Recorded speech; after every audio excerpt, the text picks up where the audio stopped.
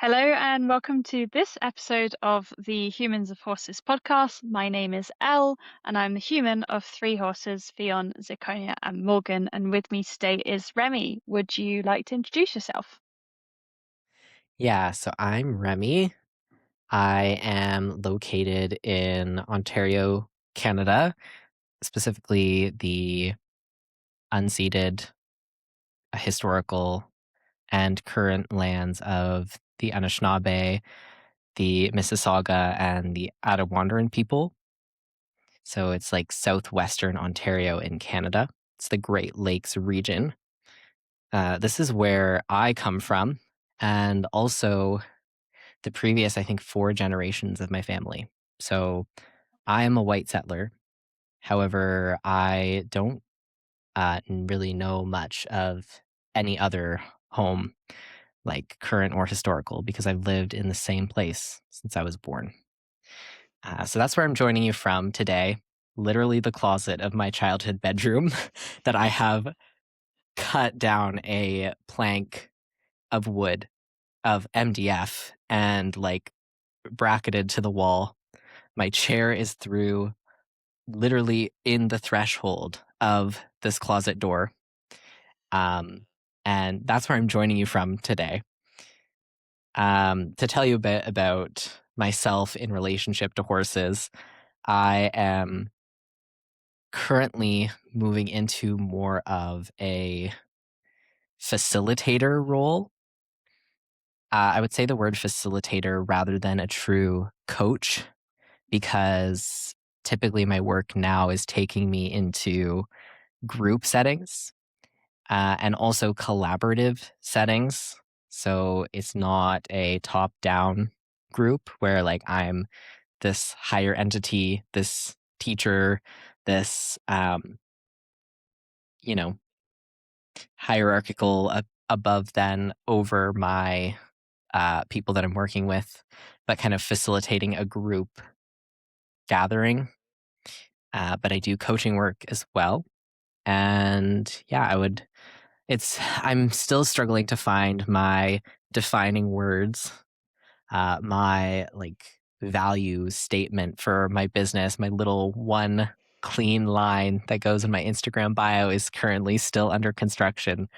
So I haven't quite found the exact words that I like to describe who I am and what I do with through.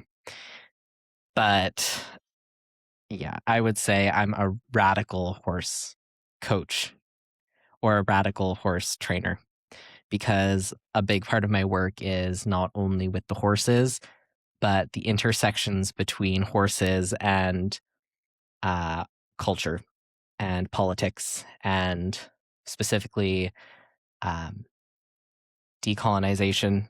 And I do not use that word lightly. That's something I take very seriously. And feminism and, abolitionism, like a lot of things that would be considered under the leftist set of logics. So that's who I am. And I am very excited to join the Humans of Forces podcast, because I've been trying to get on this podcast. We've been trying to figure out a way to work together for like 4 months now or something. Yeah, life gets busy. I think Yeah. what didn't help is I got so excited about the idea of doing a podcast, but I knew that 2025 was just going to be humongously chaotic for me. Hmm. But I was just like, I'm just going to do it anyway, even though I have a million things going on. Because I think since the time we sort of connected, I moved countries, my horses moved countries, which Hmm. is something I never thought I'd do in my life. And then I've also got a big like career change going on. But Yeah. here we are. I have a little bit of time now and we were like, right, when are we free? Cool, let's get going. Yeah. Because we met through I think we met through Poppy basically Yeah. from We How to did. Speak Horse. And I just think both of you are phenomenal young people in the equine space, in the unconventional equine space, Hmm. and like sort of getting to know you now at the sort of beginning of your careers Yeah. is to me feels like a huge honor and privilege. And I'm very excited to see where you both go with your lives. Yeah. Thank you. I often say to Poppy, or even thinking about myself, I'm like, we're going to be so cool when we grow up. Like, I see things that Poppy's posting, or I mean, Poppy and I have talked quite a lot outside of, you know, Instagram and our 2 podcast episodes we recorded. And I often we share a lot of ideologies. We are very different in a lot of ways too. Um, but that's a statement that I come back to time and time again is like, we're going to be so cool when we grow up. Yeah, I mean, I already, like, in the year that I've known Poppy, and I think the 6 months that I've known you, maybe Hmm. 6 months, maybe a bit longer, um, I see how you've both evolved and changed. And Yeah. also, it's very empowering to be able to share your commonalities, but also hold space for your differences as well. Yeah. Yeah. So let's get cracking. I mean, yeah, for me, I think what, like I mentioned before we started recording, it's the story of your life and where you're at, having Hmm. not had your own horse, and that's what makes your story really inspiring, I think, because yeah, not everyone can have their own horse, and it's like, how can you sit in the relational space with the horse, yourself, and the horse's human, Hmm. um, in a way that is comfortable for all of you and that facilitates growth as well. Hmm. Yeah. Yeah, it's been a lot of like when I speak of the work, I'm not speaking of labor. I'm speaking of this like collection of processes that I'm tending to. So when I speak of the work, um, it's something a little more deeper than a job.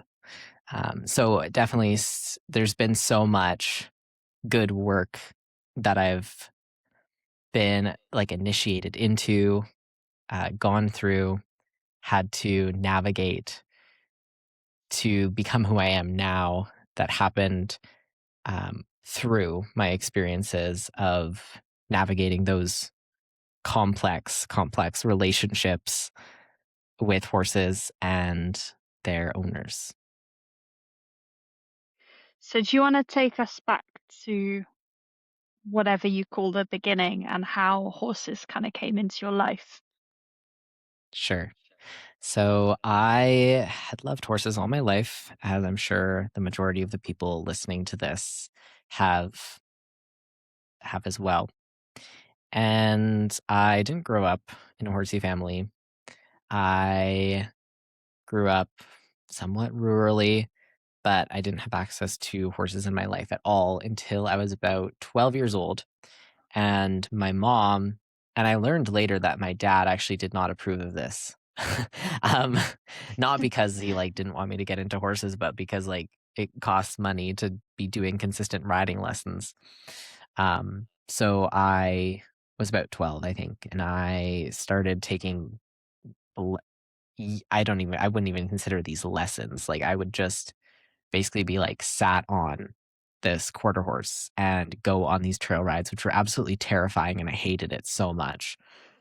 But like I kind of knew like I can't quit because if I quit, my parents will think, "Oh, it's because you don't like horses," not because I was actually just terrified and like way over threshold. And yeah, it was like I was trail riding at like it wasn't even a high level of trail riding, but also as a 12-year-old with no horse experience, it wasn't really fun at all. I just knew that this is something that I wanted to do, so I had to stick it out. And I did that for almost 2 years. I do have to be really delicate with stories because there's just so much, I guess liability is a word if I share specific stories because the world's a small place, and who knows how that might end up affecting real people and how those effects might impact me and my what's the word and my reputation, I guess, um, and end up harming me. So I have to be careful about specific stories that I'm sharing, but I did a like half lease of this mare. I won't even say what her name is. Um, and yeah, that was my heart horse. Like I have never grieved a horse quite like I have grieved this one mare. We should like make up a fake name or something. I don't even want to. um, yeah, I just fell absolutely in love with Stacy. her. Call her Stacy? Stacy. Yeah. Sure. I just fell I had a absolutely in I had a love. chicken called Stacy, so Aw. so- Yeah. yeah. I just fell absolutely in love with Stacy, and I was like, "I'm gonna buy Stacy for literally $2,000," is what I was told by the owner, which is not even a lot of money, but my parents didn't have much money or the money to even take care of a horse, so that wasn't happening, but I was gonna buy her, and I was already super into Liberty, and so I was like, "We're gonna do Liberty shows and, bitless riding," and so already at 13, I was like, "Yeah, I wanna be doing, like, the cool Liberty stuff, not really competing or anything." And so and then had the experience of having that horse ripped away from me, at about 13 years old was, like, a very dark experience, and Mm. yeah, I'm gonna let you continue asking your questions and see where it leads, because I have a very, very long story to get up to now if I were going through every detail. Okay. I think because it sounds like you did sort of start with a different relational space than the conventional relational space with a horse where you kind of dominate it. It sounds like you were already sensitive to that if you were already drawn to things like liberty. Um, Mhm. what kind of led you down the pathway of wanting to be in the professional horse space and to do that from um like a different modality? Yeah. For that, I would say I don't do things casually. So as soon as I started being in relationship with horses, I was like, "This is what I'm gonna do." This is just my whole entire life in this little farm world. Um, so that's where it started. Like I knew I was gonna be doing this in a professional capacity in whatever way when I was 12. Um, but then figuring out how to be able to do that was a very different story. And so at first, I thought I was wrong in thinking that in order for you to be a professional, you have to have a show record. So, and you have to be able to ride. And I got really into the idea of wanting to learn to do jumping and dressage. I was never really into the Western riding. I think that was even just too intense for me with Mm. like, I think 'Cause barrel racing was the big thing it's here. very common in Canada, yeah. Yeah. Yeah, yeah, and so the barrel racing, that's just like all the barrel racing girls are, like, still a little scary. No offense if you're really into barrel racing, but just, like, the speed of barrel racing and just the culture around it, just from the beginning, I already knew that wasn't Mm. really for me, and there's not, like, raining or, like, there's no, like, working ranches where I live, so it's not like I could dream of getting a job, like, working at cows with horses. Mm. So, the Western was kind of off the table for me, and I decided I need to find opportunities where I can ride. Also, key thing here is that my parents did not have basically any money. Like, I had a budget of $150 a month, which honestly, that's not even $0. Like, that's decent for a kid's hobby. So I had this $150 a month, which is essentially nothing in the horse world where I am. Mm.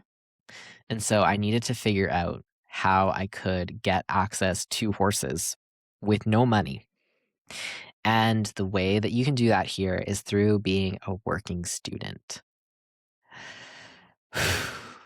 So I decided to find places where I could become a working student. The first one was pretty great. It was at this dressage rider's facility, and it was only like 2 hours of work. And I would ride her like very nice older horse. Um, so that was a great experience. I was about 14 when I did my first working student type of thing. And even though she is a dressage rider, she still had all of her like highly competitive dressage horses turned out in herd. Mm. So I'm very lucky where I am that it's like, unless this is a stallion, every horse is essentially turned out, does have actual turnout, and typically does have access to hay 24/7. Like we're And not with about, companions. yeah. Yeah, that's really Um, nice. so like even that young, it was never like I hear stories more in the States of people talking about like horses being stalled for all day and these Yeah, high well, here sugar as well. diets. Yeah.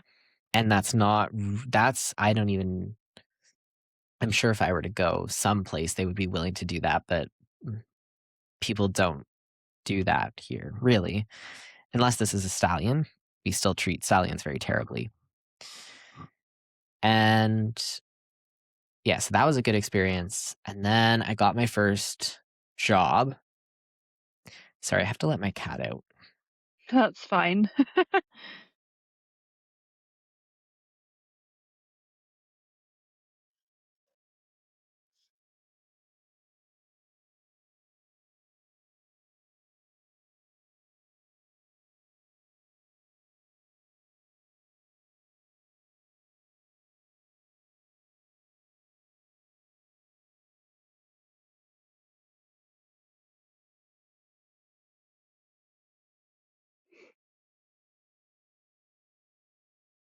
Okay, No we're back. worries. So yeah, I'm just feeling like sensing this continued rambling. So I'm going to be more concise. I was thrown into a working student culture that is extremely exploitative of young people's ambitions, that is extremely exploitative of inexperienced people, that is incredibly rooted in the violent histories of exploitation and dominance and power and authority. And I had multiple job experiences, the worst of which left me with like such severe CPTSD and disassociation that when I was 16 years old, I spent the entire year in a state of disassociation after I left that barn. So, through this experience of being exploited for my labor as a 15, 16-year-old, I not only was I exploited for my labor, I was exposed to it was like secondary trauma where I was witnessing the traumatization, the systematic abuse, neglect, traumatization of horses, the systematic exploitation of horses at like on all scales at such a young age. And so dealing with these extremely severe mental health issues, that was my experience with like so much of my work now that is actively against not just macro scale, FEI blood rule, Mm-hmm. um, harm of animals, but also the micro level, like unquestioned in the way that they are just like normative culturally ways that we exploit animals, exploit people, exploit even ourselves um, within this worlding and within the equestrian history. So that's part of why I'm so interested in this work, not just as horse work, but as political work, because I had to get really, really good at noticing those tiny relational patterns on the micro level as a result of this trauma that I experienced. And then on top of that, I I have actually many different diagnoses that I won't go into all now. But I I won't even say damage. The complexity of the struggles that I was having. They were too complex for therapists to really do anything with. Like therapists are not equipped to deal with complex, politicized issues. And so I went through multiple therapists and none of them helped me. None of them were able to do really much of anything for me. And we can go into the mental health industrial complex and the issues with like therapists as the police and how all of these power dynamics are reproduced within therapy dynamics. And so I essentially, it wasn't completely by myself because I do have two amazing parents. But I essentially had to, I'm trying to think outside of terms of healing, Mm. but I essentially had to take myself from this extremely traumatized, disassociated, every single minute of a day was a struggle for me to get through at this point in my life. And it was that way until I was about 18 years old. Mm. And so I had to learn how to in how to work with not just my own hurt, but the way that hurt plays out systematically in order to, I'll just say, get better. Mm. So when I'm speaking about trauma with horses, all of that is coming as well from my own experience because I had to do so much of the work. Like a lot of people come to the work as a choice. This was not a choice for me. It was either I do the work or I no longer live. It was absolutely life Mm. and death.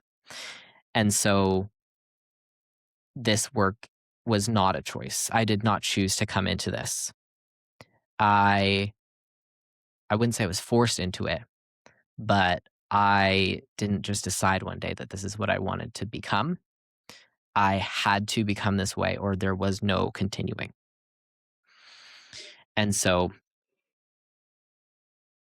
when I was 16, I and through all this time, I felt very hopeless because I didn't realize that if I did not own my other horse, there was no other option. I felt incredibly trapped within these barns and places that were like making me so sick. Mm. Um,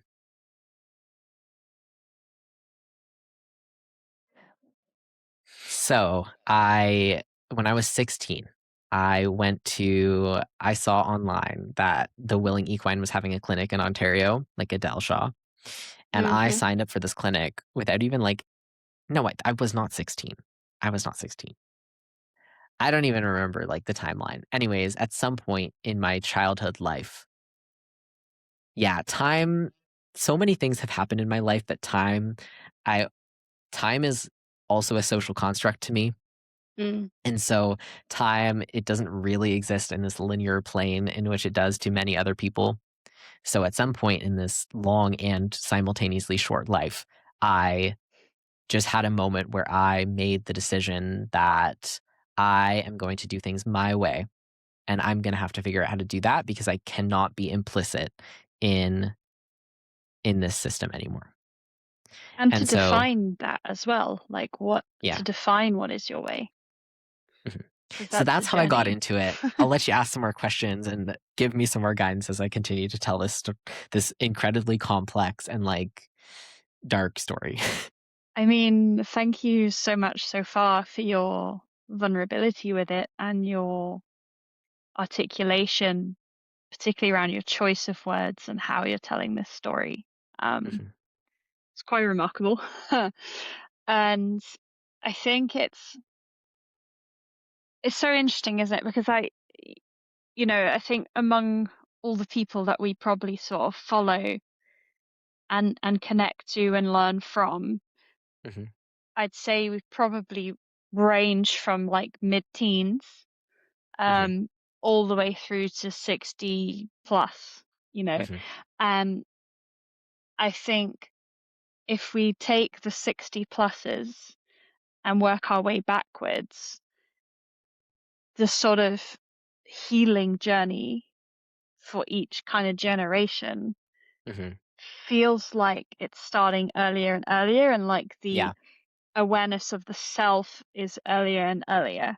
Mhm, Um, because for example, like just bringing in my own personal experience, some people have said to me, "Oh, you're already where you're at now at your age," but then look at like say you and Poppy, and I think, well, mhm, and I have a couple of other friends your age as well who are in the horse community, and I look at you guys and I'm like, well, you're already doing what I'm doing, but like mhm. 10 years earlier in age, which is just like mind blowing.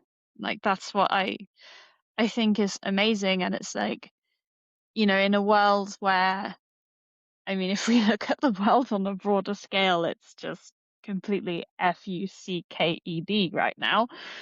But for me, there is hope in the shifts and in the relational space between generations and sub-generations to Mhm. heal and to connect and to rebirth human relationships basically, and relationships with animals as well in that. Yeah. Yeah. Yeah, I will say that's something I've noticed too, Mm. is that this, like, arc of this healing journey, which I'm very much not done, and I'm kind of against this, like, Are we ever? linear idea of, like, being healed and, like because if I really think about it, like, who gets to decide what healed is? And not only that, who does that definition of being healed serve? So I am actively and constantly questioning our own this like creation of this hierarchy of healedness. And even if being healed is this end goal that I even want to work towards. And so I'll name that. But I am noticing this arc of this healing journey happens just a little quicker each generation. Hmm. And with that, I do need to thank these older generations because I recognize that the healing work that they did means that I have a further starting point. I have more access to care and, like, growing up for me, the story of my school experience is very different than someone's school experience of 100 years ago. Yeah. And what is normal for me was made normal by Because the of them. people that are older than Yeah. me. And I also do really want to wait, can I swear? I think Poppy has sweared on an episode before, so it's fine. Go for it. Okay. So, I mean, you said that the world is fucked right now. I did, but I spelled it out. But But at the same time, I really, really, fluffed. really, No. really, really need to acknowledge that the world is not ending. Hmm. The world has already ended. The world has ended hundreds of times. The world has ended for many different groups of people through genocide, through slavery, through colonialism. Like people in the US, I live in Canada, the people, we're seeing this online commentary about the US, and people are saying, like, how could this have ever happened? But I really need people to look more into history and acknowledge that these things that are happening right now Have have happened before. happened Yeah. for the last 400-500 years in the United States. And as well, they never stopped happening for people who are non-white, non-normative, who exist outside of like who exist outside. I think whiteness is the main one. Like whiteness, not necessarily as a skin color, but as a concept. So that's something that's really important for me to be constantly remembering and naming is that we may believe that the world is over right now, but I'm not, but the world will continue just as the world has continued after the world has ended hundreds of times before. And so my work is not in trying to stop the world ending, but to be engaging in practices of dreaming for what the future might be. Mm. Um, and specifically not with that future as a utopia, but as a practice of making life in the ruins. That was a bit of a tangent Yeah. from my story, but I just really need to be nailing that down. Is like the world is not over, Mm. especially not for white people. Yeah. And I think it's just, I mean, it's in a constant state of evolving in Mhm. ways far beyond our human brains can ever comprehend. you know, Yeah. and it has been for millions of years, literally. So Mhm. I think, yeah, we're just a little blip in the grand scheme of it all. Um, Mhm. and I think there's comfort in that in a way. Um, but yeah, I was having an interesting. This is a tangent. I was having an interesting conversation with a friend earlier, Mhm. and she brought it up, and it's actually something I've been thinking about separately. And we were talking about like what is wild, and she was Yeah. basically saying there aren't any wild horses in the world anymore because Mhm. we've been in relationship with horses for thousands of years in the same way we've been in relationship with cows, dogs, sheep, Mhm. cats, any domesticated animal that we have used for our own purpose and our own societal functions, right? Mhm. And we've therefore bred them to serve us in a specific way. Mhm. So she was kind of just saying that there's basically no such thing as wild anymore. And what does that therefore look like in the domestic space, whereby we're not using horses in the way that we used them Mhm. previously, because obviously they were our mode of transport. They were our, um, they helped us produce our food, and like we fought wars on them. Um, Mhm. and it's like, well, in the domestic world now, like what is acceptable and what is consensual and what is willing between the horse and the human? And because you kind of, you can easily look at, like I went through this myself, where I was like, what is the Mhm. point of training my horses? Like, who am I to make Mhm. them do anything? Yeah. Like, and I had this whole crisis for like a while where I was just like, oh my gosh, what am I doing? Like, this is not okay. But then I realized, well, actually, because of the long-standing domestication of horses with humans, Mhm. in a way, they need to be like cognitively stimulated. And I think that's kind of where my name started to come from on the online space, was the cognitive question, was because I was acknowledging, okay, they do benefit from some sort of stimulation from us, um, Mhm. in whatever form that is. Like, I know that Zir loves playing Mhm. colors, like she loves targeting colors. That's a game we've been playing recently. Nice. Yeah, and they choose to come into space with me, Mhm. to do things. So I do believe that they can choose and be willing, to do things together, and that it is in a way necessary in the domestic space to stimulate them, basically. Yeah. Yeah. Yeah. I have been also engaging with this idea of wild from a different perspective lately too. Um, just because there is no world that has been untouched by humans. Hmm. Like this ideology of wilderness as completely separate from humans is, I mean, just categorically false. But also, we are inextricable from the world around us, and we have become with the world.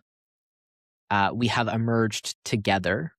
Um, like the Darwinian ideology of evolution has been essentially not completely disproven. Like there are elements of it which are still useful to think with, but more modern understandings of evolution um, tell us that it's not survival of the fittest. Like we did not evolve in competition, but we evolved in collaboration.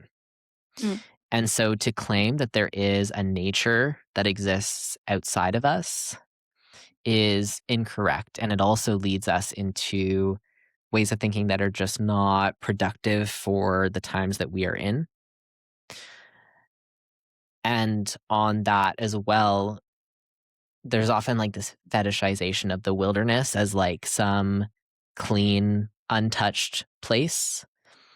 However, like it's impossible for us to go into the wild away from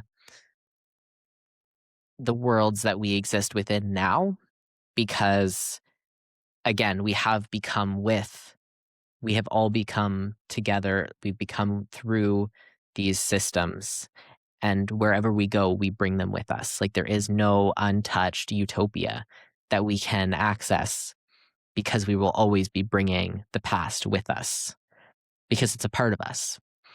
And Mm. so my my praxis isn't about trying to go into a clean trying to go into a idealistic clean past that did not really exist. It's also not trying to go into a utopian future, uh, but it's really about acknowledging the ways that I mean, even in activism, I would consider myself a post activist because I think it's really important that we consider the ways that our responses themselves have been informed by the context in which we grew up in, which are often rooted in oppression. And like understanding that there is no way to be untouched. We have to go forward in acknowledgement of this touching. Mm. Yeah. Just seeing if anything. I stare at like there's a mosaic tile wall Mhm. like on the far end of this room, and I just always stare at it when I'm recording the podcast. So it's like my wall of inspiration. Um yeah, I think the image that's coming up is when you sort of come across animals Mhm. when you're walking in quote unquote nature. Mhm. um there's always that interspecies acknowledgement Mhm. and that question of what do you mean to them in this space and what do they mean to you in this space. Like, I came across some deer earlier, and yeah, they obviously saw me and were like, scary, because I was wearing a Mhm. red stripy jumper, and they're probably thinking, what the hell was that? But it's like I try to, when I come across animals, I try to just acknowledge where they're at and where their nervous Mhm. system is at. And like again, the other day I was driving down the lane to the house that I live in at the moment, and Mhm. there were these two deer, and they were just completely panicked. But I was like, okay, I'm here in my car, which is a big, scary, man-made thing. Mhm. Um, but I'm just gonna wait for you guys to find your way out of this because they have nowhere to go. They can only go forward, essentially, to then get away from me. Mhm. So I was just like, right, we're gonna just go really slow, and you're gonna realize that you're okay and that there is a way forward to be out of this panic Mhm. space and that you will be okay. And that just feels like a really interesting way to be. And I don't think if it weren't for the horses, I wouldn't have that level of awareness of other species either. Yeah. Yeah. So that's cool. Yeah.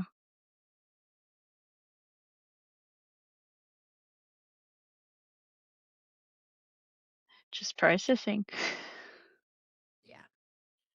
And my cat is snoring, in case you can hear her snoring. It's terrible actually when I edit the podcast, I sometimes hear her snoring. It's just like very loud cat. Funny. Um yeah, yeah. Um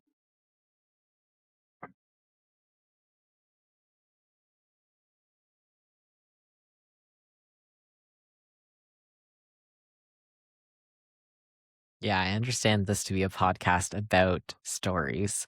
And so I'm mm, interested in what other questions you had for me that might elicit a story. I think that might yeah, be good to get us back on track. I'm seeing what comes up, but my brain's just like, well, because it's also, well, 10:30 at night time for me, but Mhm. I think, what do you see? Yeah. Okay, so the fire horse is coming up, Mhm. and I feel like for those of us in the equestrian community, it's an opportunity to use that energy in what we're doing. So what do you kind of see, or where do you see yourself going in this year? I'll be really honest. I Mm, have not been engaging with basically anything related to the year of the fire horse, just because I have no relationship to the tradition where this worldview has come from.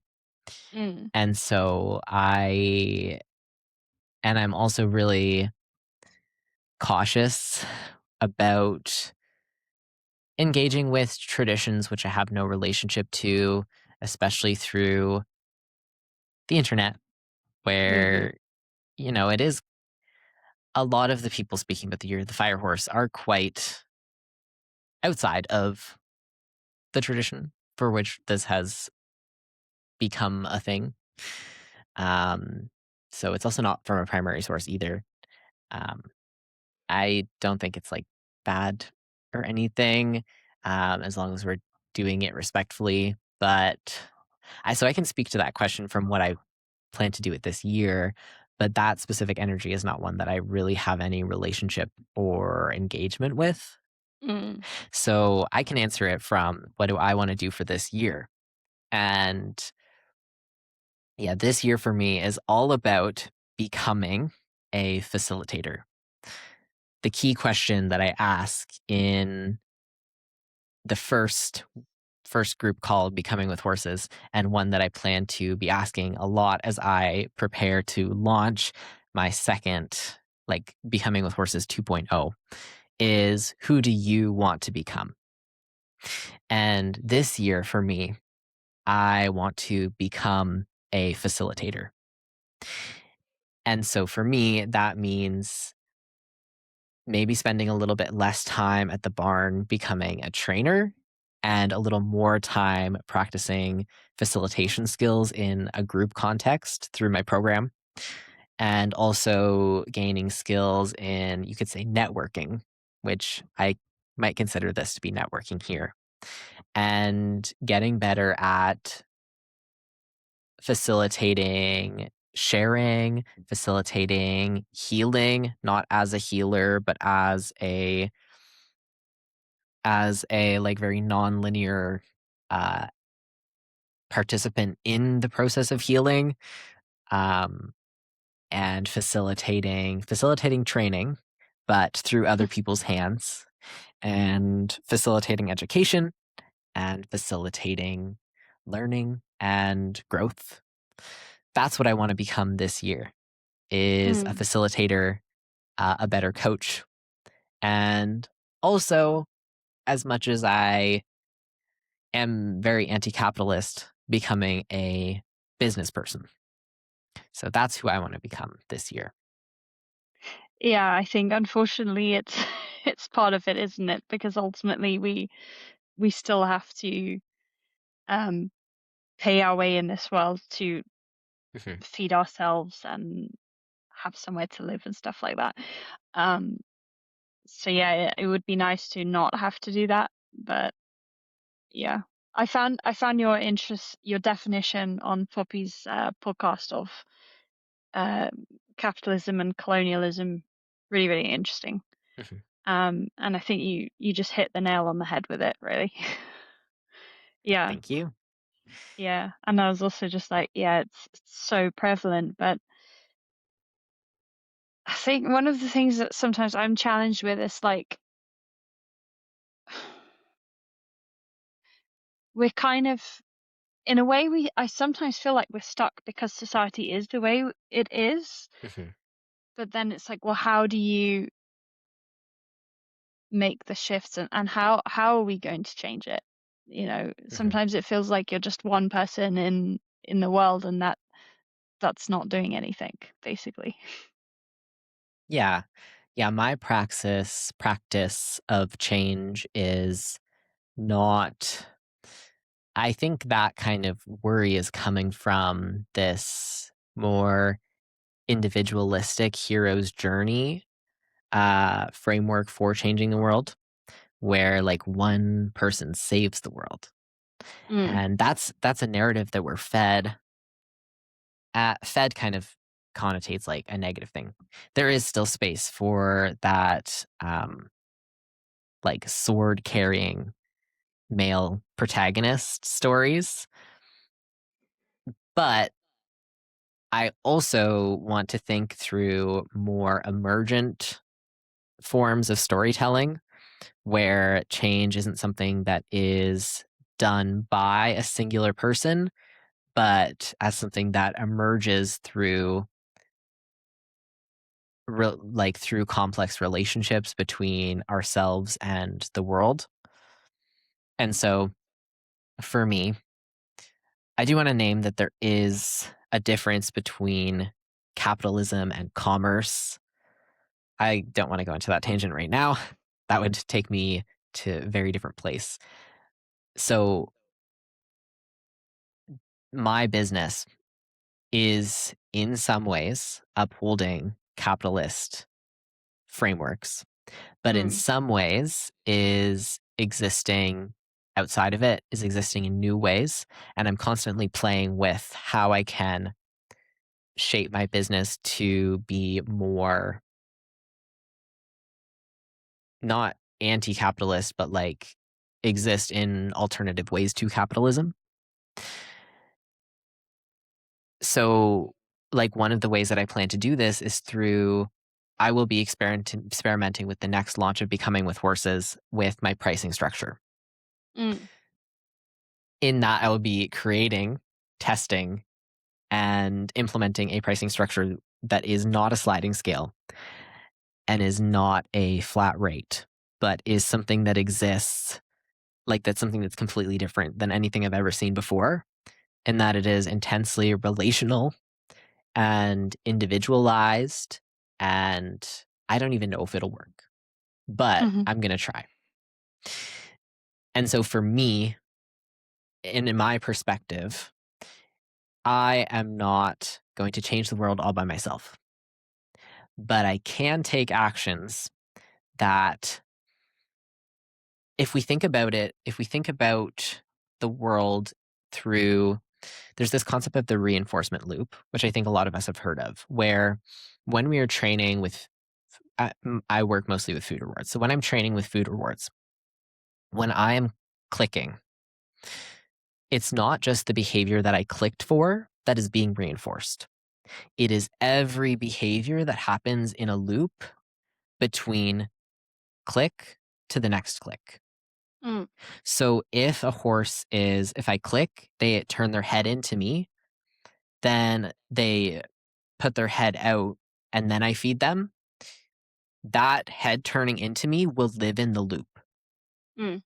Because even if I'm not clicking for their head turning into me, I'm not like having my human idea of what I'm shaping being something different. If they keep moving their head in and out of my space throughout this loop, that movement it lives inside of the loop. So when I'm thinking about changing the world, I am thinking about how can I make one small change to this loop such that I can indirectly influence the loop. And I don't always know how this loop is going to change. But by pushing one brick, I can create, and it's not even like create from this like cognitive, it's from a cognitive level of create. Like I'm not logically or on a thought level creating something. I am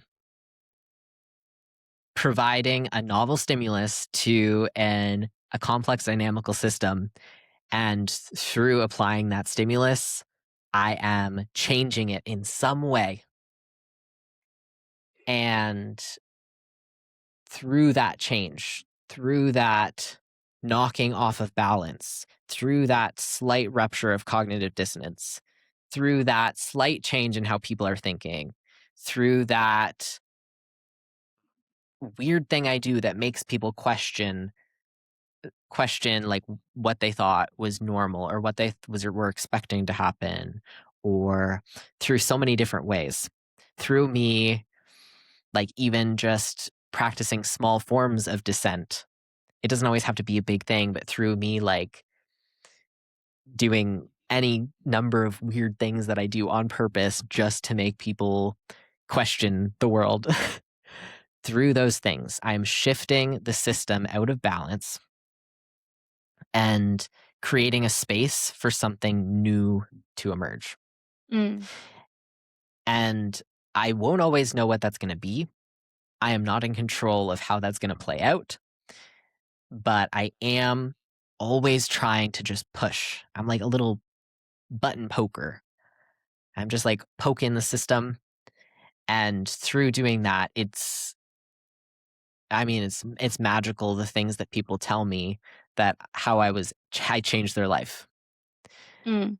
through just one small action, just one slight shift, um, that can send out a ripple effect that we have no idea what is gonna happen. Do you have an example of that button pushing that Yeah, you can let's share? think about it. Let's think about it. Hmm, what's a good example?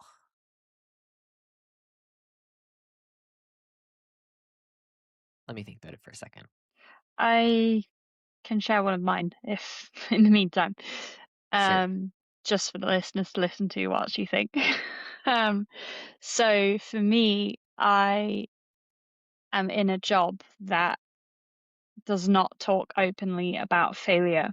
And I came from a world where my failures were on display for everyone to see. You know, if I, Mhm, as an athlete, didn't perform in a competition, you know, those results are still online now. Like you can look all of my results up. They're there. Every single failure is online. Um, but in the aviation industry, you know, the only people who see it are people in the training department. You know, it's not like you can publicly see my performances. Um, and one thing that I try to do to change the system is just be honest and open about my failures and yeah. own them shamelessly. And I have found, because at the moment I'm basically training to become an airline captain, and I have failed 2 simulators on the course, and that puts me in a tricky situation. But Mhm, I have found by just owning it to other people, nothing bad has come from anyone else. And actually, people have kind of opened up to me about how they're feeling or their experiences or mhm. like things they've gone through. And I'm like, that is one shift that I can do and just be open and honest about this and not be ashamed of it. That will change, hopefully, conversation by conversation, how other people feel about their failures and hopefully empower them to be more comfortable with failing. Yeah. Yeah, that's exactly what I mean, is just the little ways that we can Mm, change. Um, I think I think my example I'm gonna use is I chose around 16, 17 years old, as I said, that I was going to do work with horses my way, and I'm just gonna figure out how to do that. So, through doing that, I go into a barn and I people see me as weird. I'm sure they do. But, like, I get a lot of this online, is that through sharing what I'm doing with the horses online, people are then inspired to try something for themselves. And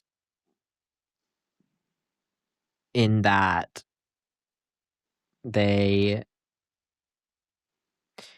w one of the ways that we are one of the biggest things that I feel is holding us back from, we'll just say, like, collective liberation, is the fact that people don't think it's possible. They've been taught to think through very specific rules of possibility. There's like lines, there's like hard lines that we cannot think or dream outside of. And by pushing those lines, by setting down my whip, by setting down the spurs and the big bits, I am changing the rules of possibility for other people. And so when people see some of the things that I'm posting on the internet or people see me in the barn, it changes what they believe is possible for their lives, for their horses' lives. And I'm willing to dream. I'm willing to dream of a radically different future. And I hope that was a clear enough example. Hmm. What do you see being that radically different future? We got to be more specific with the question. Like when you say I see a radically different future, what does that look like to you? Are we thinking like locally? Are we thinking with horses? Are we thinking? Should we start with horses and see where Okay. that goes? Okay. So with horses, my idea of a radically different future is one where horses are not seen as tools, where horses are seen as equals, and where we no longer, where I created this line that I'm going to put on my website is like, when dominance dies and the logics of dominance and control are no longer thinkable, what happens next? Mm, And so, in this radically different future, the logics of dominance, control, and punishment, um, carceral logics are no longer thinkable. They are not lines of thought that are thinkable for us with humans or with horses. And so what I'm attempting to do is asking that question of what happens next. So it's not about this radically different future isn't about not having oppressive systems. It's about having different tools for being in relationship with horses, for training horses, for being in relationship with other humans that are, again, do not exist in opposition to those oppressive systems, but exist almost outside of them. And so that could be this radically different future isn't necessarily one where like everybody is using clicker training, because I think in this radically different future, it's a future in which many futures exist and are possible across the world. So it's not about imposing my one way of what's possible, but yeah, and it's difficult to name those specifically without like doing a whole like training on it. Like I've I've done that liberated boundaries workshop where we are dreaming up co-creating a shared framework for boundaries that exists outside of carceral logics, that exists outside of just like carceral and physical corporal punishment, that doesn't leave people behind, that leaves room for more than human contributions, for our boundaries to shift and change as we change alongside the horses and the humans that we are and beings that we are in relationship with. And so if you want me to give some specific examples about a specific topic, I can do that. yeah, go ahead. What topic? What comes to your Okay. mind first? Um, so something I struggle with, always evolving with Fion, is how to set a boundary with him because he is so, as my mom describes him, he's a busybody. Mhm, He likes to be seeing what is going on all the time with everyone and everything. Um, and sometimes his answer to that is, well, I'm just going to run away. But he doesn't, it's like he completely lacks awareness in those moments where he decides to go. He loses awareness of his body in space in relation to the human, whereby you can end up being in a dangerous situation for mhm, your own safety because he will literally just push past you or run you over. And yeah, it's like I think a question I'm always asking myself is like, well, how do I tell him that boundary? You know, sometimes it has mhm, looked like, like this, flapping my arms. Sometimes it has looked like a redirection of thought. mhm. Sometimes it has looked like, okay, I have to hold you on the rope and I have to swing a rope in front of your face to stop you charging off, you know. Okay. Um, so how would you how would you set a boundary in that case in a way that is radically different to Okay. the dominance Yeah. So ideology? first I'll ask you, what what mode of boundary setting is possible in the world as it exists? We'll go just for the example like 20 years ago. What tools are available to you there?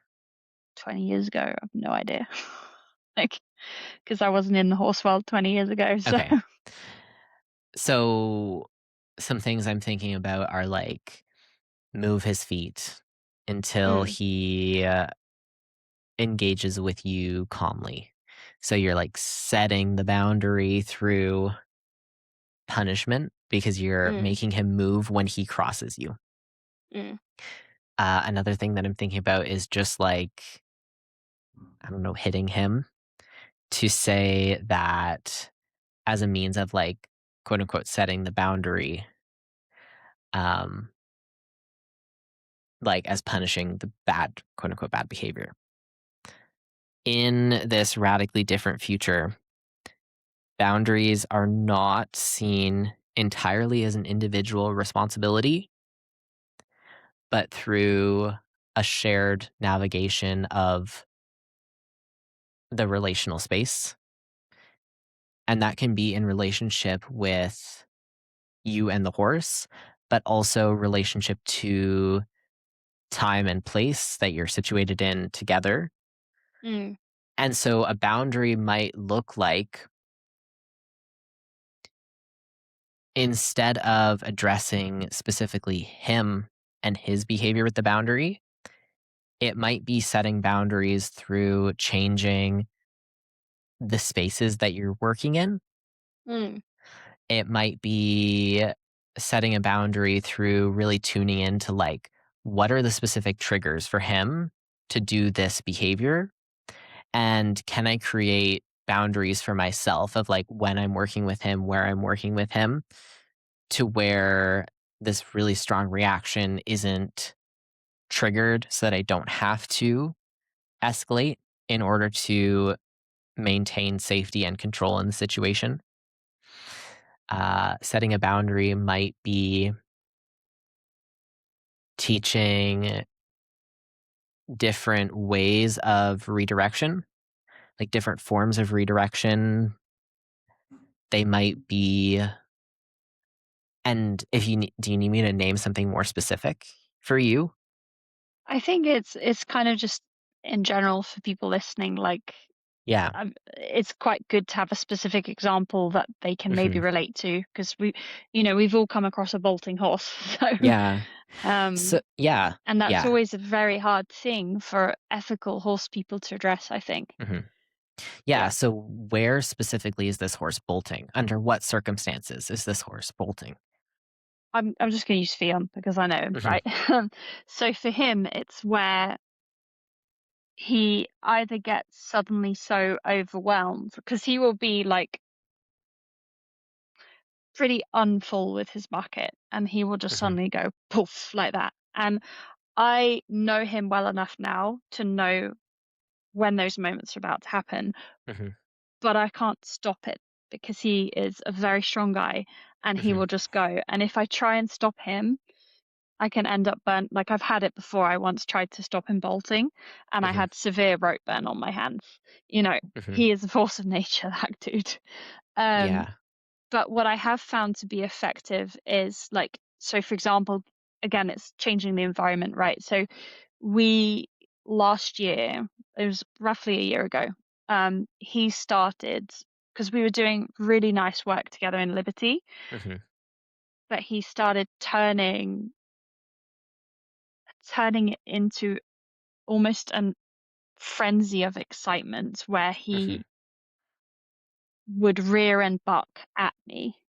Okay. Like, because he was like, "Yeah, you need to play with me, woo!" And I'm like, "But I'm not a horse," like, Hmm.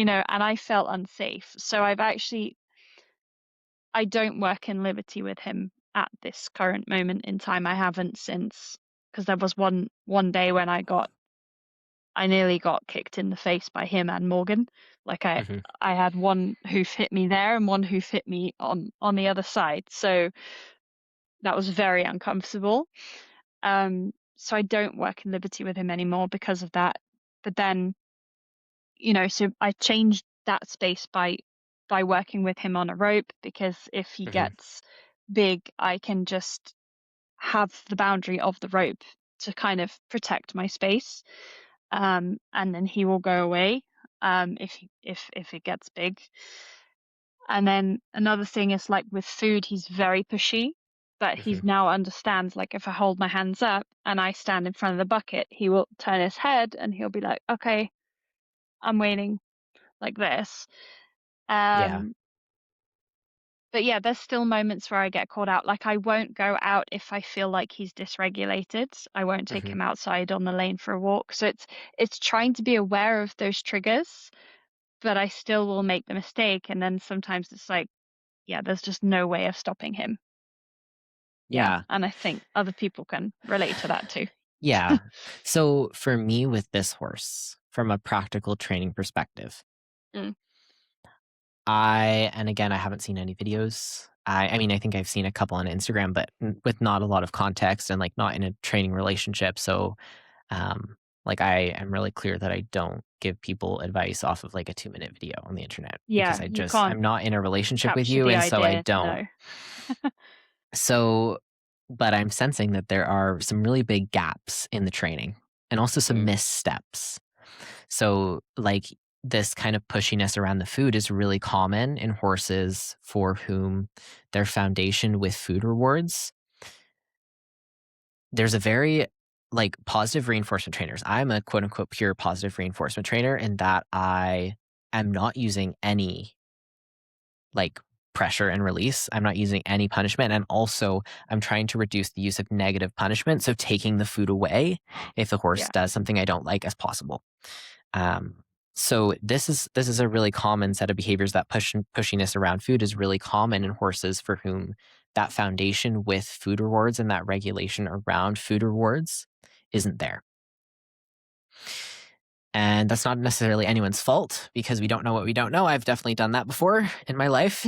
Um, Again, I do have almost the privilege of not having my own horse, such that I have done that very first training with probably like 40 different horses. So if you need someone that's like the first couple steps, I've done that a lot of times, also working with dogs and cats and birds. Um, and so with that horse, I'm sensing that there might be some gaps there in the very foundation with food rewards. Mm. And I'll talk a little bit more about the bolting later too, but like this pushiness, that's kind of like my first thought of where I would think to work is radically changing this is Peon, yeah. Fion's relationship to working with food with you. Mm. And so what I've done with multiple horses before and coached multiple people through is horses that have this pushiness, this like anxiety, some would say like performance anxiety, is completely starting from the beginning with the food rewards and actually completely reconditioning the click and what the click means. So if you continue to work with a horse with this pushiness around the food rewards without addressing that, like I was saying in that training loop example, that emotion, those behaviors, even if you're not actively clicking for them, will continue to live in the loop. They still continue on in a cycle through your training loops because the essence, the history of those behaviors will live in the loop. There's still an element of the loop. And so starting from the very beginning might look like sitting on the ground through protected contact with hay in a bucket or even just on Mm. the ground, um, allowing the horse to just eat with you in their presence. And that might be a whole session where you're on the Mm. ground. and specifically on the ground because most people aren't sitting down when they're training with food rewards. And so it's like a very different, it's pulling that one Reset. pillar out of place. Yeah. Like I was talking about, like that one thing can change the whole thing. It's creating a very different context so that we have the opportunity to pull one thing out of the loop and allow something else to emerge. Allow you could say, regulation around the food to emerge. And then your next session, some horses, we can progress very quickly. Some horses, I've had a horse that I've worked with that it took like 10 sessions to get to the point where we were then hand feeding without protected contact. Mm. So the very next session might then be clicking. It might then be like, we'll just say the next session is like you're sitting on a stool. And is the horse able to remain in that regulated? I don't like imposing regulation, but I'm just going to use that word because, like, as a place marker word for like a new word that I may discover in a year or two. So, is that horse able to stay in that level of regulation as you're sitting on a stool? Mm. And then while you're sitting on the stool, the next session you might click and feed with the same hay that the horse is eating from the ground so that they understand that, oh, the hay that you're feeding me is not something to be worried about. It's not something that I need to perform anything for. You're Mm. just clicking, even as they're still eating from the bucket, you can click and feed. And then maybe they raise their head, but they're not raising it like a giraffe. They just lightly raise their head from the food, and then you click that and you feed. And you keep just slowly, slowly, slowly titrating up until you're at a point where you are standing beside the horse and you're able to click and reinforce. And in each loop, this is what we call clean loops. There is no element, there is no history, there is no like lingering trace or stain of this old pattern, which was this like stress around the food. And Mm. that might take quite a long time to do, because if depending on how deeply that pattern is conditioned in, and like this horse's history and living environment and physical Yeah. health, etc. Because I know, for example, with Fion, he did live in an environment um, quite a while ago where he was always being moved by the other horses from Hmm. his food. The food was restricted hay, Hmm. and he also had strangles during the time he was in this particular home. Wow. Um, so he's been through a lot. And I remember when I got him, I think I spent 4 months just literally like hanging out with him. Hmm. And, he was so anxious around other horses that I literally had him on a head collar. And I was like, we're just going to stand here and you're going to realize that it's okay to be in proximity with other horses. Hmm. They're not after you all the time. So I had to really like show him that they were not terrible, basically. And he had his own little Yeah. feeding space where we used to call it Fion's bath. And Hmm. he'd go around the back of the shelter and just be there by himself and occasionally with like one other horse. But Nice. it Yeah. took like, I don't know, I think I could even say it maybe took 2, 3 years for him to actually be Hmm. comfortable with eating with other horses. And now he actually tells Zare to move, which is Yeah. funny. So that's taken years, Yeah.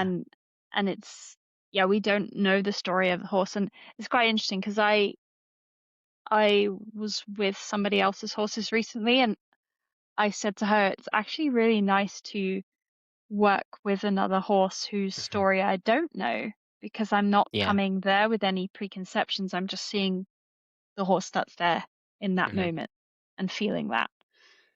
And I think as, when you have your own horse, it's like you have all these stories about them, Yeah. you know, and that can really impact how you're in relationship with them as well. For sure. Yeah. Yeah. And so we can, like you were talking about, like you would hold him around the horses that he would understand. Yeah. But like with that and with the bolting, it might be a case of, again, slowly starting at and slowly increasing the stimulus, like the stimulus Mm. that the horse is afraid of, but ensuring that they are able to remain in this Window of tolerance. in this window of Yeah. tolerance. And so for like going on walks and the bolting, Mm. with that, like my radically different world of boundaries with that would mean really paying attention to what are the circumstances where this behavior is happening and not necessarily avoiding those circumstances, but ensuring that as much as possible when I am going on a walk, we and it's like it's very similar to the window of tolerance, but it's a little more than that because not only are you paying attention to the window of tolerance, you are holding boundaries with the space rather than with the horse and experimenting with like what ways can I change the environment. Big word is like antecedent Mm. arrangements or affordances to where this behavior is not thinkable. And if we're existing in a world where dominance, control, um, power over is not thinkable, Mm. putting that constraint on ourselves and like if these ideologies are not thinkable, what options are there for me to do instead?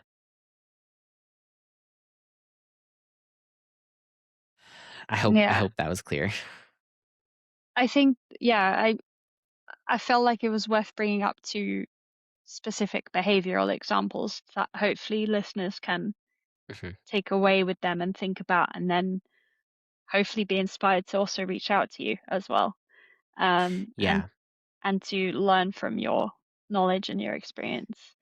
because Um, it is difficult because trying to explain this is like very difficult for me because again, I am not in a relationship with this horse. I only know mm, him from what you're saying. And yeah. so it's much more successful if I'm in like a coaching session with you and the horse is there. And then we can, and of course, I'm like speaking really big picture too. So in a coaching program, um, we can take a look at like really like micro phenomena instead of these macro phenomena of bolting. Mm, Um, and so like it's really difficult to even talk about this right now because I work very much in the micro scale and we're talking about something on this like macro scale and also me being really like conscious of the other like the listeners scale of thinking mm, and working with horses and being conscientious of that. And so as much as I feel like I want people to be empowered to do things on their own with their horses, yeah. if we are really struggling with some of these things that you're talking about, it is, or you're really interested in applying what I'm saying, it is really worth it to, and maybe it doesn't even have to be me, but get into someone's structured program. Um, because yeah, there's a lot of like really thick nuance that's surrounding everything we're talking about. Yeah, definitely. Um, I think as well, I wanted to, I jot stuff down as we talk, Mhm, so, but I wanted to bring up the impact of other people in the relationship space with your horse, because the last time, for example, Fion bolted when I walked out, like I have gotten really good with him on my own mhm, or with somebody else. Like, for example, I went walking with Zia, Fion, and a friend of mine, mhm, and she used to teach me. So like I know that she's aware of all the stuff that I'm aware of and blah blah blah. And like we had a really amazing walk. that I wouldn't even have thought was possible 6 months ago. Mhm. Um, but when I bring someone who's not in the place that I am at in terms of like nervous system awareness and the language of the horse, right? And that co that interspecies boundary and relationship. Um, you know, I then have unsuccessful, quote unquote unsuccessful, but successful in terms of I still learn stuff from them, Mhm. experiences. And like the most recent one with Fion is my dad took Morgan and I took Fion. Mhm. And my dad had not seen Fion's bolting behavior. Mhm. And he just saw him as this really sweet horse that he really loves because he takes care of him and blah blah blah. But he hadn't seen this other side. And I'm like, when I look back, I'm like, I'm actually glad he saw this because he's now aware of the switch and how Mhm. easily that switch can occur. And anyway, so he had Morgan, I had Fion, and I think there was sort of he told me afterwards, oh yeah, every time I heard a car coming, I got anxious. Mhm. And I was like, well, I'm not aware of that, but the horses are. And so, like, if you think as we progressed on our walk, every car we passed, he had stress in his body that they would have picked up on. Mhm. So their bucket or their window of tolerance was shrinking. And at one point, it just was like, okay, it's so small now that we can't cope anymore and we don't feel safe. Boom, you know. Mhm. But it's so easy for me to own my nervous system and like I can go out on a walk and be completely unbothered by anything that happens because I'm just at the point where I just don't care anymore and I'm just Mhm. like you can run a mile, I don't care.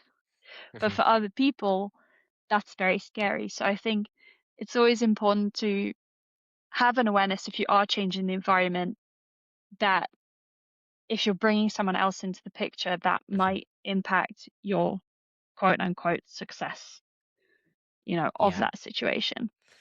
Yeah. So this one is like probably the most difficult part Yeah, is definitely. because I personally believe that I am responsible for my own response. Other people are responsible for their own responses. Mm, I don't like if I were to be worried about like, "Oh my god, what if my friend thought I was really annoying today?" My then next thought, like my metacognitive thought is, "Okay, well, it's my friend's responsibility to tell me if they think I'm being annoying. It's not my responsibility to like predict that they're feeling annoyed with me and then all of the things that come after that, like for my own experience." So that's like part one is that I believe that I am responsible for my own response and other people are responsible for their own responses. It's other people's jobs to set boundaries with me. It's my job to respect those boundaries. In that it's other people's jobs to communicate, um, and it's my job to listen. And really specifically, I do want to be in relationship with people who are looking as bound at boundaries as not as like through a not through a lens of punishment of like where if I cross the boundary that I had no idea about and then they just like yell at me to punish me, that's not really a boundary in the way that I in the world in the potential for boundaries that I choose to live them with. So, yeah, it's my responsibility to listen, it's their responsibility to communicate. At the same time though, I have to be acknowledging that when I am in a relationship with someone, like we each view the world through our own perspective. So mhm, within each of us is our own world. So when you are in a relationship with someone, that relationship is two worlds colliding. I have to acknowledge that we live in a shared world, a culture, this culture of thousands of worlds where um, like a communication of fear and sadness and emotions is not always safe for people, and has been like people have been conditioned to perceive those things as not to be safe. To maybe they don't know me yet and they don't know that I'm a person that they can communicate with. So there is part of me that's like, I'm responsible for my own response. They're responsible for their own response. But at the same time, I have to acknowledge this world we live in, and I do need to be checking in. Mm. And I do need to be making sure that I am asking questions, especially if I know something might be pushing on a normative, like the boundaries of like normative. Let's think about how to say this properly. That might be pushing normativity, like is something that isn't necessarily, in my opinion, bad, but it wouldn't be like socially acceptable in the culture that I live in. And then there's also like different cultures colliding. Like if someone's from halfway across the Mm. world, there's those different cultures as well that I do need to be aware of because they exist in this relational space that is the colliding of worlds. And so when I am in a relationship with a horse that operates on more of a nonverbal level, but when I am adding in that third entity of that horse is human, I simultaneously need to be, you know, being responsible for my own response and also really consciously checking in because as myself in this space, I have, I believe, more responsibility to the relationship in many of my relationships than the other person has to me. Because there is that power dynamic there of me as the coach or me as someone's teacher, where I have more responsibility to ensuring that this relational dynamic is balanced and the word ethical is coming up here. I'm not sure that's 100%. We'll use that again as a placeholder world. I have slightly more responsibility in ensuring that this relational field that we're existing in is um, that is good for both of us. Mm. And so if I am working with, and I'll bring it back to your situation, I I believe that it is your father's responsibility to be communicating his nervous system state to you in Mm. that experience. Yeah. But at the same time, I believe that you are also in that space where you have slightly more responsibility in holding that situation together because you are the one that has those longer existing relationships with your two horses and like they are your two horses and this is more of like a visitor into the existing relationships. Mm. And so if I were to be going on that walk in your position, I also need to be acknowledging it is your father's responsibility to communicate his state to us, but it's also my responsibility to be checking in and Mm. to be in a way holding the situation together.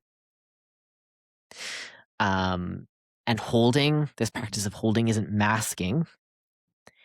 It's um it's like managing these relationships Mm.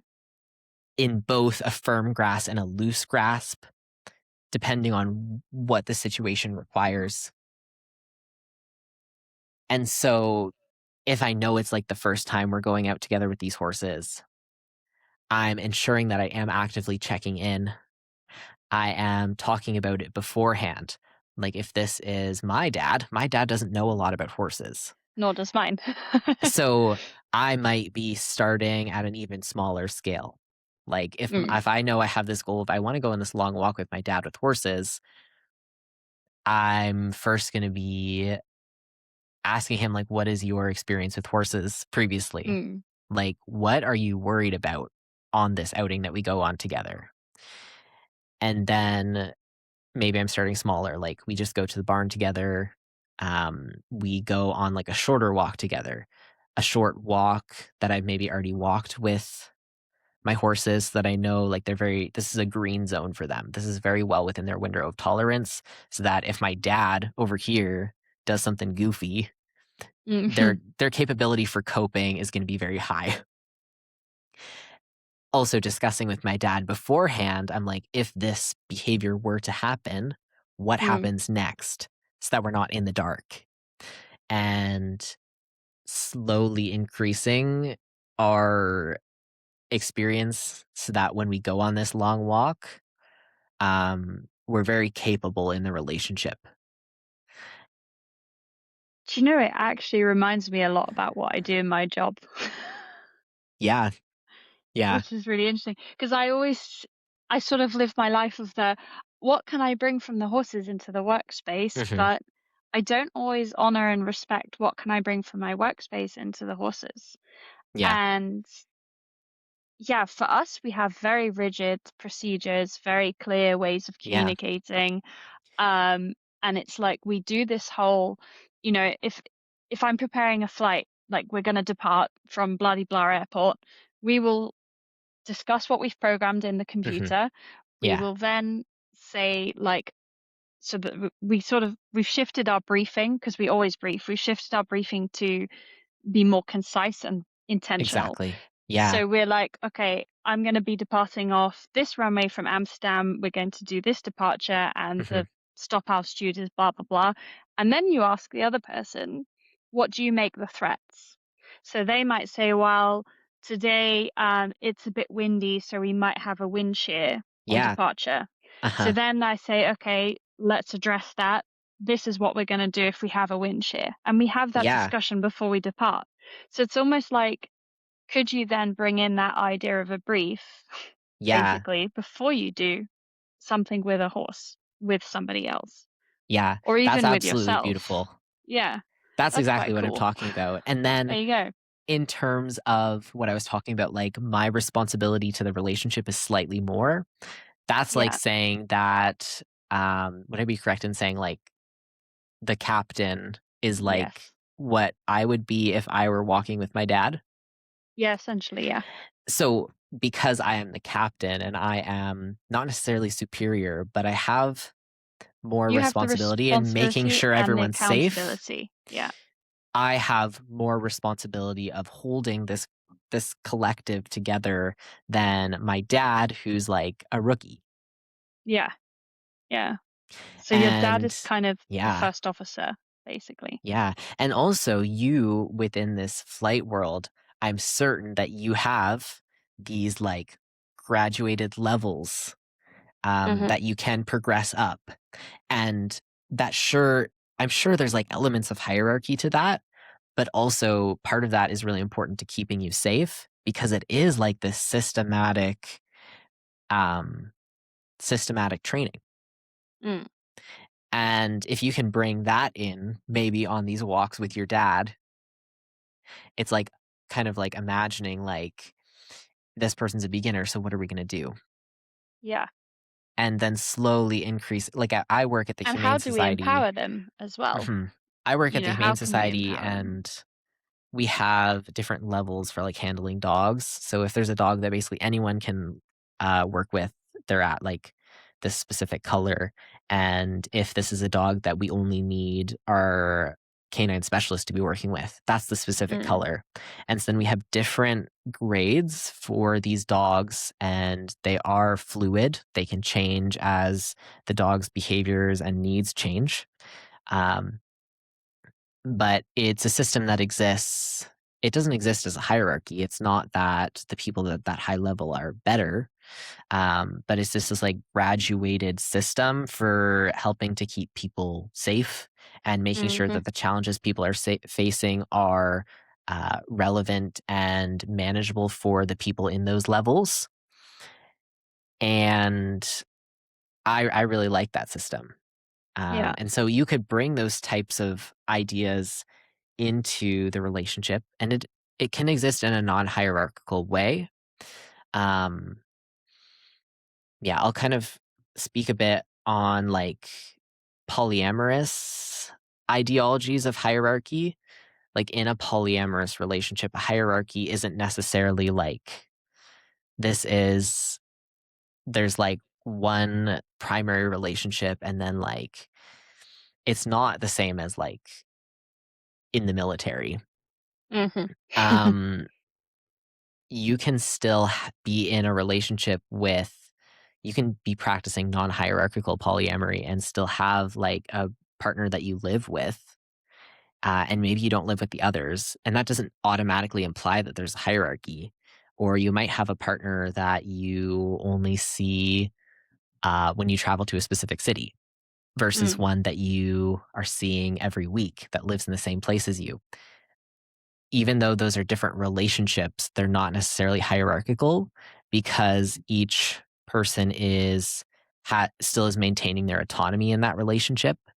It's not like one relationship has power to control the other relationships. It's that each relationship exists in its own scale that is individually created by the people that like there's like a lot of stuff about like if you were to be in a triad, it's still like technically three two-person relationships and a three-person relationship. So we'll just say like a relationship between two people. Um, it's still, even if the relationships look different, it's each relationship is its own entity. And like maybe they collide. Maybe there are relationships that you do maybe more like typical monogamous things with, and then there's others you don't. But it doesn't necessarily mean that there's a hierarchy if things look different between the different relationships. Like, it doesn't mean that every relationship has to look the same or else it's hierarchical.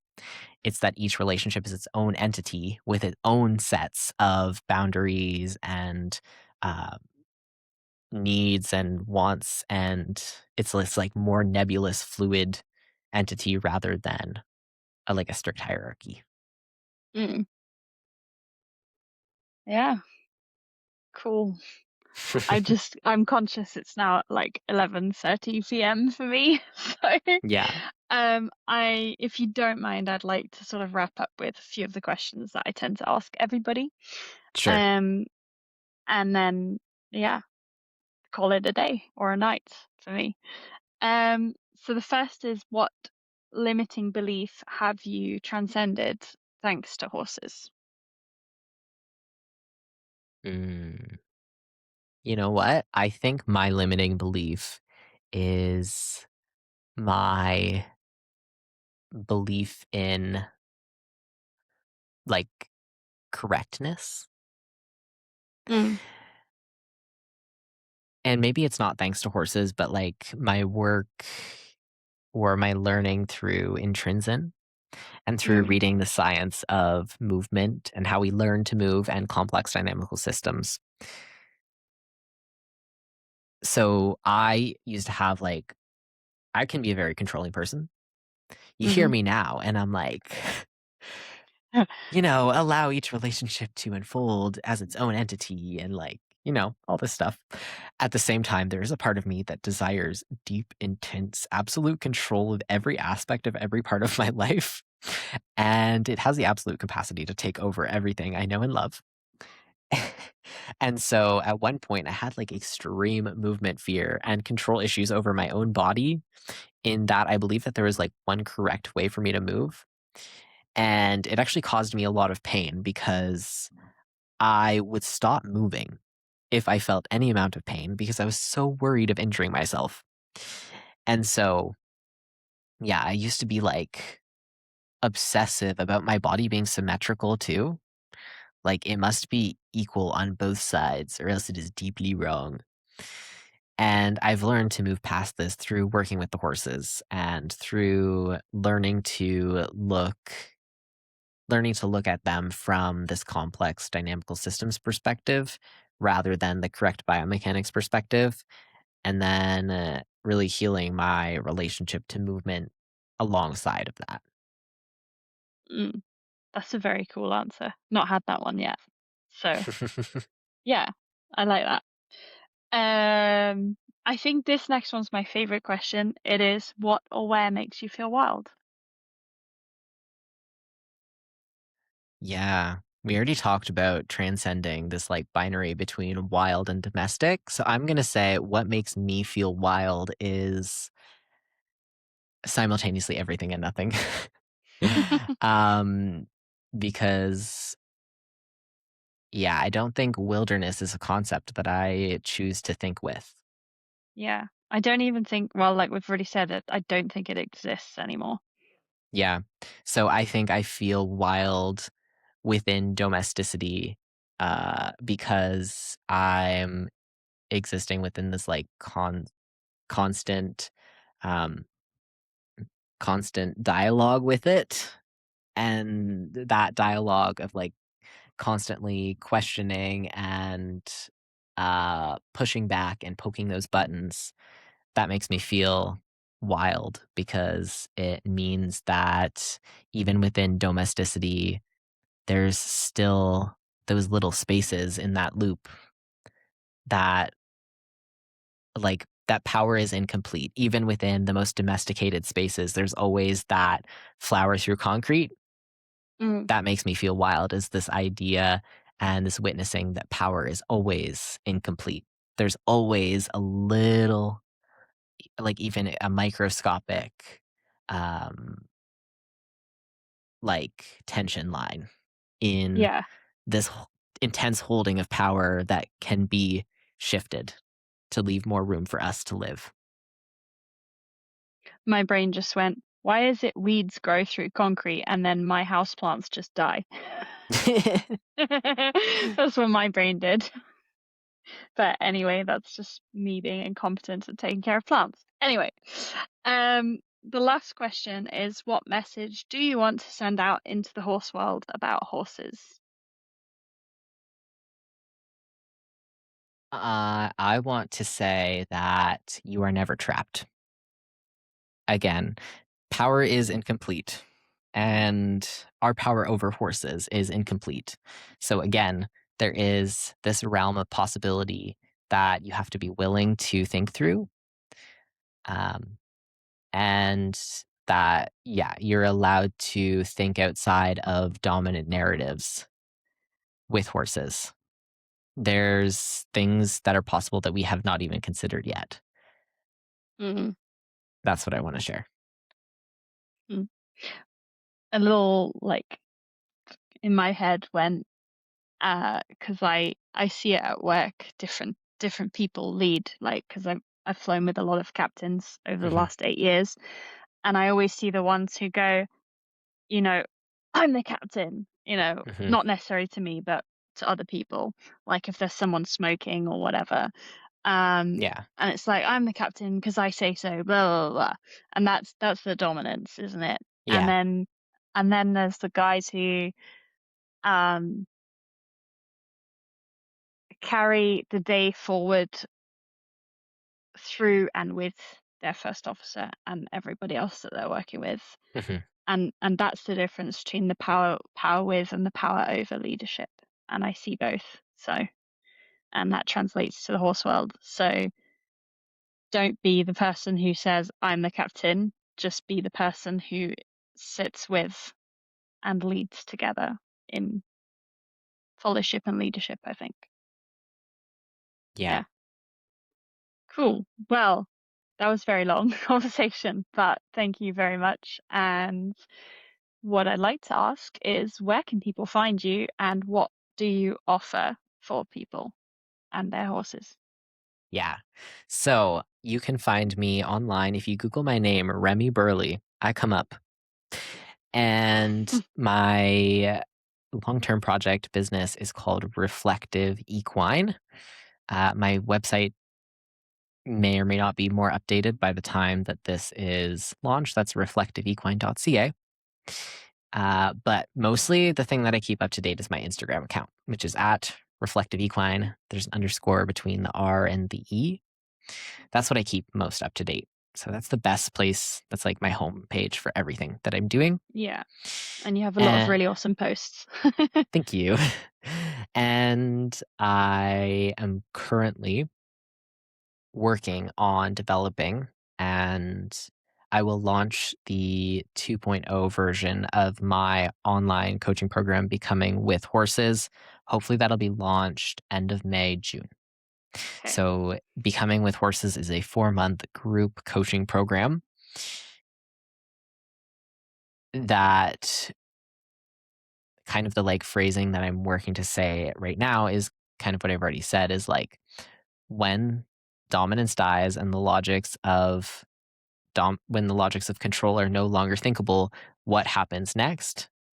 Becoming with Horses is a practice space for exploring, co-creating, learning ways that we can continue. Like really asking that question of like, what happens next? What are we doing after?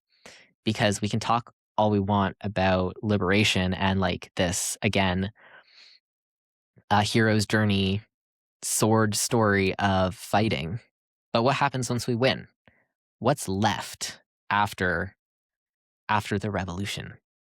Mm. Um, so yeah, it follows a journey where we learn how to go visiting. Like we observe our looking practice. How are we looking at the horses? How are we looking at our relationships? Lots of different ways and tools for looking. That's the first half. We learn how to observe those phenomena over time through tracking. And then in the third part, we learn how to not just observe these emergent processes, but how to weave ourselves into them and become a part of them. Mm. So that's more about how do we shape and influence and push those buttons in these emergent processes so that we're becoming something new inside, with, and through them. Um, yeah, so it includes a lot of, I speak about it often through this like kind of meta space, which I've spoken about a lot on this episode that we've recorded here, but it is really practical. Uh, and it's also just like artistic. Um, it's very unexpected. So you might come into the group call expecting one thing and come out with another. It's very much embodying, even through the course content, like this pushing what we thought was possible. What's normative? Mm. What do we believe that a coaching program is or should be? There's lots of room for conversation. There's individual coaching sessions, and everybody who has joined so far, I've been getting really good feedback and reviews. So it's not a guarantee you'll love it, but the people who are joining this it's an experience for them that's like really changing how they exist in the world and with their horses. Cool. Well, thank you very much for that. And yeah, I'm trying now to remember to ask people to say what it is they offer as well, not just Hmm. like, oh, where you can find me. So, because I think that's important. And for myself going forward, as and when I have time, uh, I want to kind of put all my podcast guests and what they're offering on my website so that people can Nice. Nice. Yeah. be like, this is what people, you listen to this episode, go find their stuff. Yeah. Like, yeah, but work Amazing. in progress at some point. Maybe this Yeah. year, maybe And I next year. remember Elle was talking about joining last time, and I'm like, Yeah. please, I need you to join the next one. Unfortunately, I was busy doing my training course. And Yeah. my training course, which would normally last most people 10 days, because of my setbacks, is now like 2 months plus. Yeah. Yeah. And now I have like a week of leave in March, and like it's right in the middle of my replanned course. So it's just Mhm. like I don't do things the normal way, and that's fine. Yeah. You're welcome in Normal people do any it in 10 days. Yeah. You're welcome in any of the future versions of Becoming with Cool. Horses. Thank you. Well, thank you everyone for listening, because this is like not quite as long, but almost as long as a Warwick Schiller podcast. So thank you for making it through, and see you guys next time. Okay. Thank you.